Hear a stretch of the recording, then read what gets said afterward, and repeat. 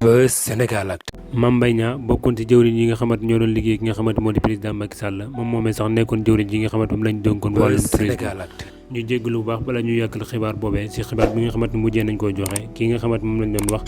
di Manar Sall au lieu de Manar Samb waaye nag ci fin vidéo ba ñu ngi fa wax turam dëgg di Manar Sall.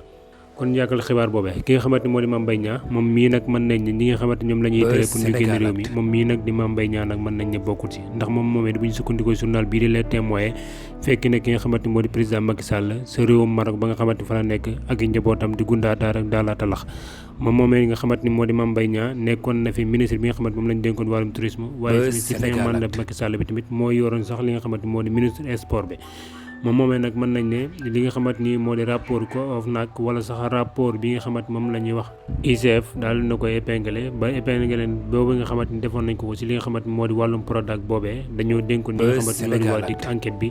pour ñu ubbi enquête ci mbir mu ni mel waa rapport Prodac boobee see fàttali sax mën nañ ne moo tax ki nga xamante moo di Ousmane Sonko mii nag bokkuloon ci élection présidentielle 2024 yi nga xamante ni ca la ñu génnoon ndax nag li tuuma ji nga xamante ni tegoon na ko ci ndoddoon Mame Mbaye Niang li